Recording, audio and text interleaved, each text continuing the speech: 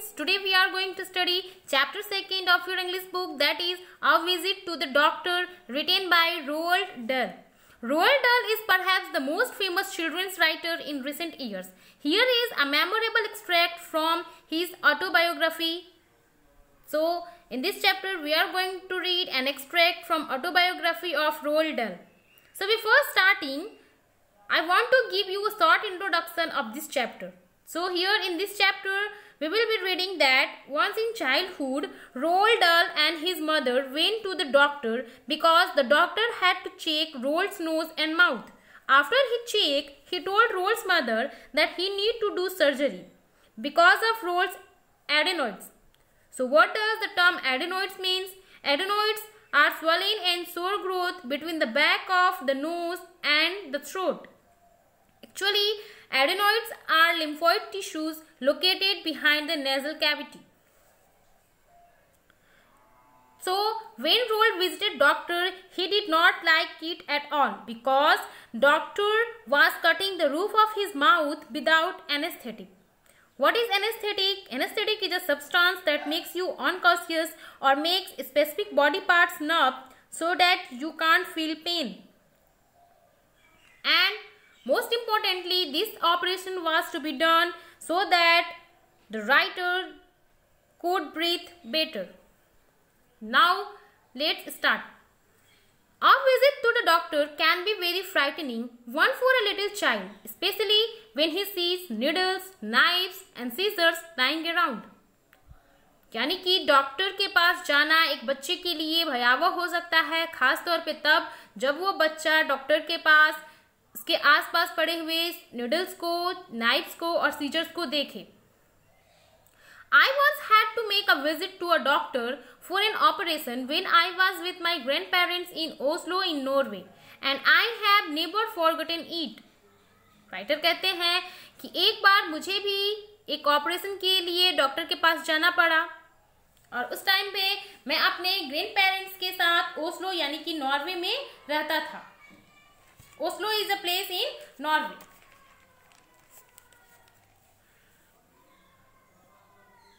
और मैं उसे कभी नहीं भूल सकता हूँ. We were visiting my grandparents' house during the summer holidays when my mother said to me, "We are going to the doctor this afternoon. He wants to look at your mouth and nose." तब हम हमारी गर्मी की छुट्टियों के दौरान हमारे grand parents के यहाँ गए हुए थे. तभी मेरी माँ ने मुझसे कहा कि आज दोपहर में हमें डॉक्टर के पास जाना है क्योंकि डॉक्टर को मेरे मुंह और नाक को देखना है, यानी डॉक्टर मेरे मुंह और मेरे नाक को चेक करना चाहते हैं. What is wrong with my nose? I asked. तो राइटर अपनी मम्मी से पूछते, अपनी मदर से पूछते हैं कि मेरे नाक और मुंह के साथ क्या गलत हुआ, यानी कि डॉक्टर को मेरे नाक और मुंह का जांच यानी चेकअप क्यों करना है. Nothing much, my mother said, but I think you have got adenoids. उनकी मदर कहती हैं कि कुछ ज्यादा नहीं, पर मुझे लगता है कि तुम्हें एडेनॉइड्स हो गए हैं. Now that was a difficult word for 8 years old, so I asked, what are they? और 8 साल के बच्चे के लिए एडेनॉइड शब्द जो है वो थोड़ा डिफिकल्ट था, उसे समझना थोड़ा कठिन था, इसलिए मैंने पूछा कि एडेनॉइड्स क्या होते हैं. She told me not to worry about it as it was nothing. और माँ ने कहा कि तुम चिंता नहीं करो, कुछ नहीं है. I held her hand as we walked to doctor's house. When we got there, I was lifted up into a kind of dentist chair in the treatment room. और मैं माँ की हाथ पकड़े हुए डॉक्टर के पास हम दोनों गए. जब हम वहां गए तो मुझे एक ट्रीटमेंट रूम में डेंटिस्ट चेयर पर बैठा दिया गया.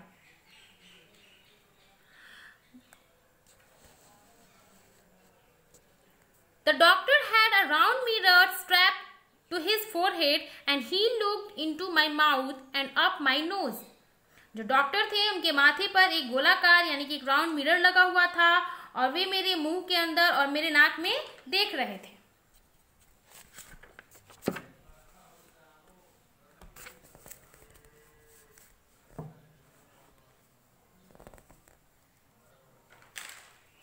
Then he took my mother to one side and had a quiet talk with her. I saw my mother looking very serious as she agreed to do what he was suggesting. फिर वो doctor मेरी माँ को किनारे पे ले गए और उनसे कुछ बातें की। मैंने देखा कि मेरी जो माँ है वो थोड़ी सीरियस दिख रही थी, वो थोड़ी गंभीर थी, क्योंकि जैसा कि वो डॉक्टर के सुझाव से सहमत थी, यानी कि डॉक्टर ने उनकी माँ से, राइटर की माँ से कुछ कहा, कुछ बातें की, जिससे उनकी माँ जो थी वो सहमत थी, वो एग्री थी। I watched the doctor as he boiled some water in a metal mug. He then placed a long, thin, shiny instrument in it. I was not frightened or worried as I was too young to realize that something out of the ordinary was going to happen. मैंने doctor को देखा। Doctor ने एक metal के मग में कुछ पानी उबाले। उसके बाद उन्होंने उस पानी में एक लंबा, पतला और चमकीला इंस्ट्रूमेंट डाला। मैं बिल्कुल डरा हुआ या चिंतित नहीं था, क्योंकि मैं उस टाइम बहुत छोटा था और उस समय मुझे जरा भी अंदाजा नहीं था कि साधारण से दिखने वाली स्थिति के परे कुछ होने वाला है। यानी कि एज अ चाइल्ड राइटर को जरा भी रियलाइजेशन नहीं था कि आगे क्या होने वाला है। Then a nurse entered. She tied a red rubber apron round my neck. It was very big. Then she held a curved ball under my chin, its scarf fitting perfectly against my chest. और तभी उस room में कौन आता है? तो एक nurse आती है, और वो नर्स क्या करती है? तो राइटर के नेक में एप्रन बांधती है। So, what is apron? Apron is a garment usually fastened in back, worn over all part of or front of the body to protect clothing. तो फिर वो क्या करती है? राइटर के गले से वो एप्रन बांधती है। It was very big. वो एप्रन जो है वो थोड़ा बड़ा था। फिर वो नर्स क्या करती है? तो एक बॉल को, यानी कि एक कर्ड बॉल को उनके चिन यानी ठुड्डी के नीचे ऐसे फिट करती हैं, लगाती हैं।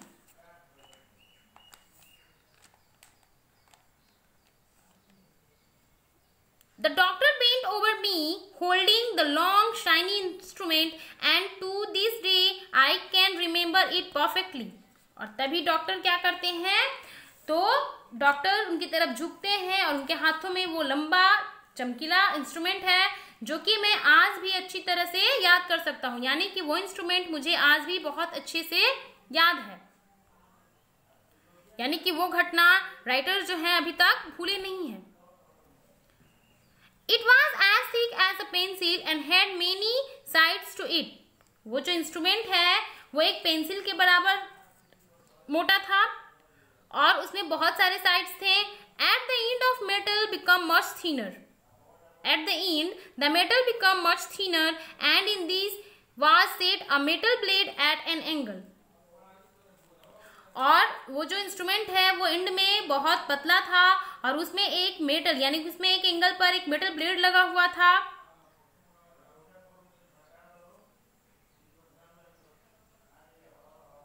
The blade was just a centimeter long, very small, very sharp and very shiny.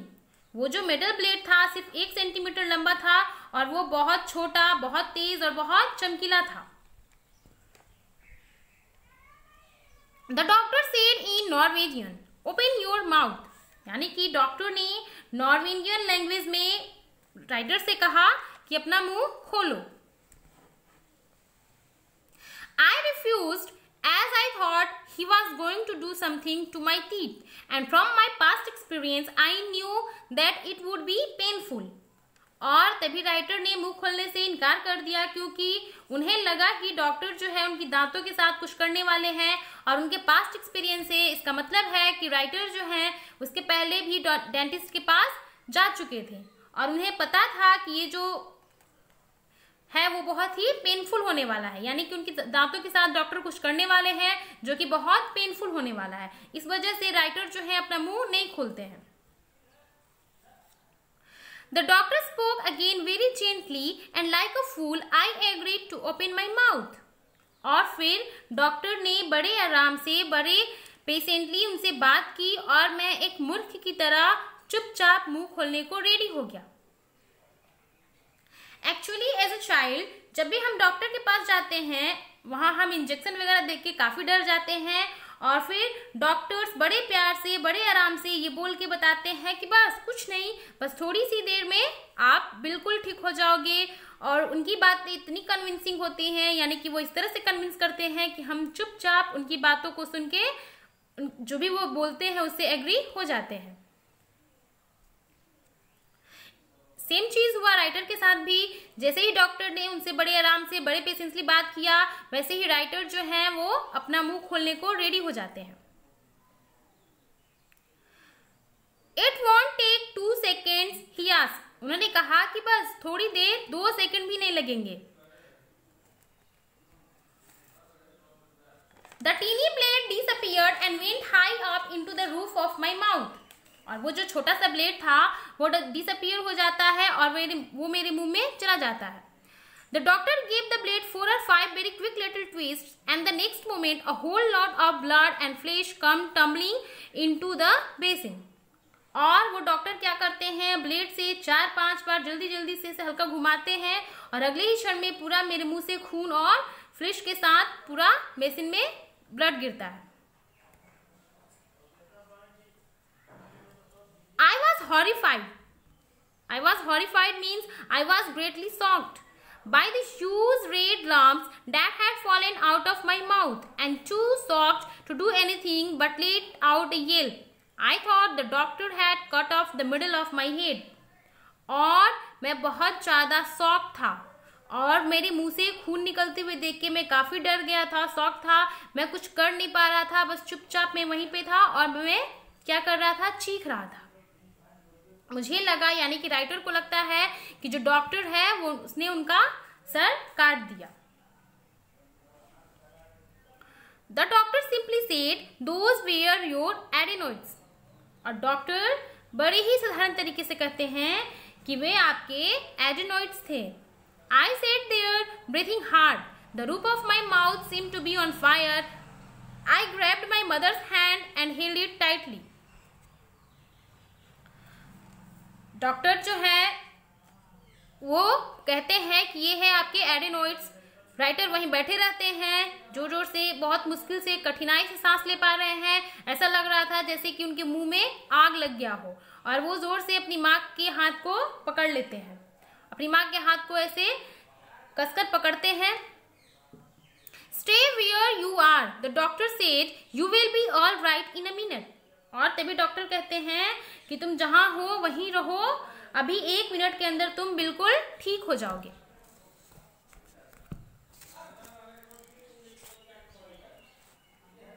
I was still dripping blood from my mouth into the ball which the nurse was holding. Spit it all out, she said. There's a good boy. और अभी भी writer के मुंह से खून निकल रहा हुआ होता है और राइटर के मुंह से अभी भी वो खून निकल रहा होता है। उस बॉल में राइटर थूकते हैं जो कि वो नर्स लेके खड़ी हुई थी और वो नर्स कहती है कि सारा ब्लड जो है वो इस बॉल में थूक दो, तुम एक बहुत अच्छी लड़की हो। यानी कि नर्स भी जो है वो काफी कन्विंसिंग है, नर्स भी जो है वो राइटर को कन्विंस कर रही है, अच्छी अच्छी बातें कर रही है उनसे। Then the nurse wiped my lips and washed my face. They lifted me out of the chair and stood me on my feet. I felt very shaky. Nurse ने इनके होठ को, राइटर के होठ को साफ किया, उनका चेहरा धोया और उन्हें चेयर से उतारा गया। जब राइटर अपने पैर पे खड़े हुए तो वो जैसा लग रहा था कि वो हिल रहे हैं, कांप रहे हैं। My mother took my hand and we walked the full half hour it took to reach home. Writer की माँ ने उनका हाथ पकड़ा और पूरे आधे घंटे लगे उन्हें घर पहुंचने में। No trolley car, no taxi for me. वो यानी कि जो राइटर है वो बाई फुट घर तक जाते हैं अपनी माँ के साथ, कोई ट्रॉली कार नहीं लेते हैं, कोई टैक्सी नहीं यूज करते हैं वो। My grand mother said, let him seat in that chair and rest for a while. और घर पहुंचते हैं तो उनकी ग्रैंड मदर कहती हैं कि उसे उस कुर्सी पे बैठने दो और थोड़ा आराम करने दो। After all he has had an operation. आखिरकार उसका ऑपरेशन हुआ है। So I sat near her and she covered one of my hands in both of hers and said, that won't be the last time you will go to a doctor and with a bit of luck they won't do you too much harm. और writer की जो grand mother हैं वो क्या करती हैं, तो writer के हाथ को अपने हाथों से दबाती हैं, अपने हाथों में इसे ढकती हैं और कहती हैं कि आखिरी बार नहीं है जब तुम एक डॉक्टर के पास जाओगे और तुम लकी हो, यानी कि जो डॉक्टर है वो ज्यादा हार्म नहीं करेंगे आपको।